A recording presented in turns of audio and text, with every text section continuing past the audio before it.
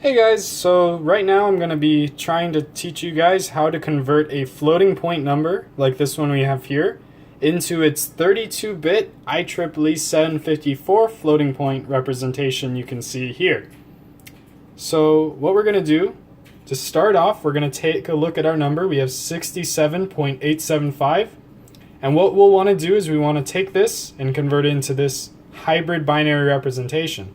So all this is we're going to take the left-hand side of this decimal point and convert it into unsigned magnitude binary, meaning binary which is only a positive number. So right now we'll take 67, and to convert it into its binary representation, we're going to want to subtract the largest power of 2 we can. In this case, that would be 2 to the 6. So 2 to the 6 would be 64. We'd have 3 left.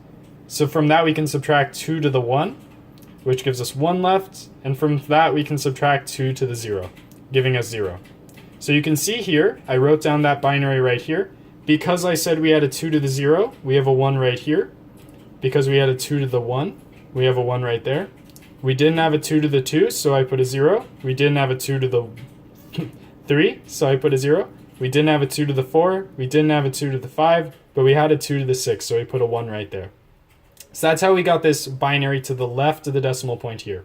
It's just 67 in binary. So then after that, we need to get the binary for everything to the right of the decimal point here.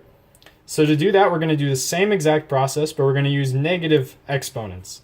So here, we have 0.875. We're going to ask the same exact question. What is the largest power of 2 we can subtract from that? And in this case, that would be 0.5, or 2 to the negative 1. So from that, we would get 0.375, and then we once again say what's the largest power of 2 we can subtract. In this case, it would be 2 to the negative 2, giving us 0.25.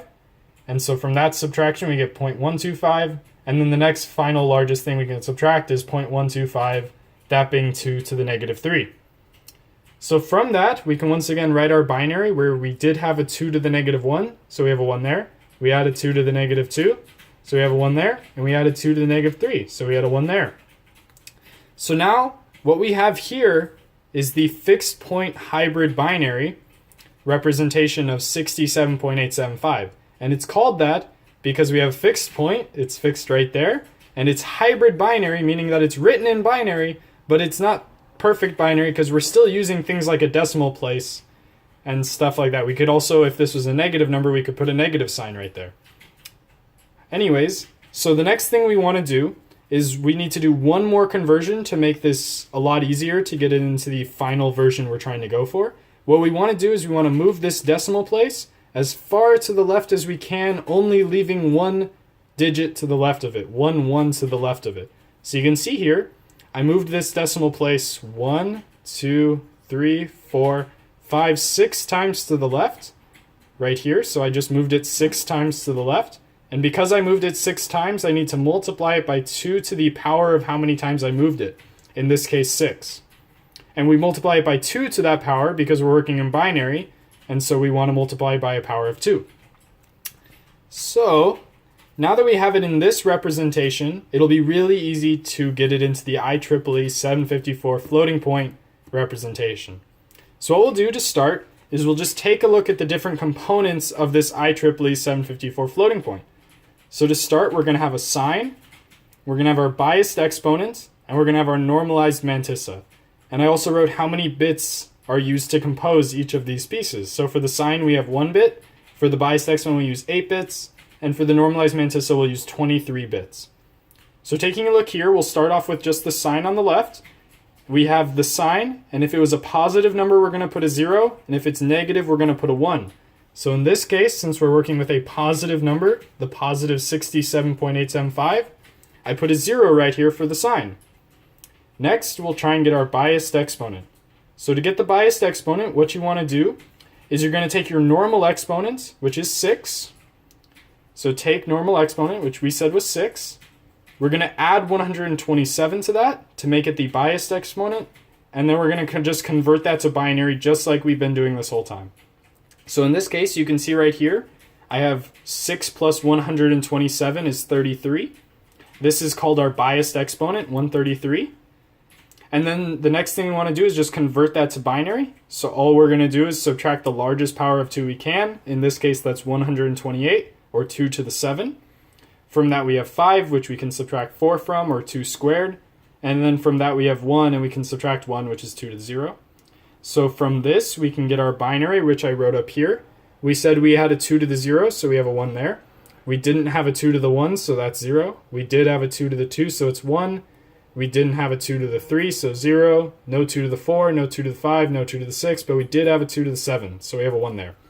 So that's how we did it. We added 127 to the exponent that we got right here, and that gave us the biased exponents, which we then converted to binary using this process. So finally, and what probably looks like the most complicated part, but might be one of the easiest, is the normalized mantissa. So to get the normalized mantissa, all you do is you look at your mantissa from this guy up here. And so what the mantissa is it's everything right here. All of this stuff right here is that we're going to call that our mantissa.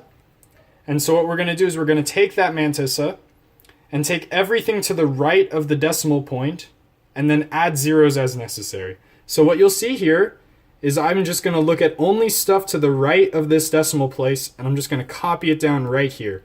So you can see here we had 0, 0, 0, 0, 1, 1, 1, 1, 1. So I wrote 0, 0, 0, 0, 1, 1, 1, 1, 1. And then it needs to be 23 bits long, so all I do is add a bunch of zeros to the back of this, just so I can make it 23 bits long. So once again, to get the normalized mantissa, all you do is take what you had before and ignore the stuff to the left of the decimal place and just write everything that's to the right of the decimal place.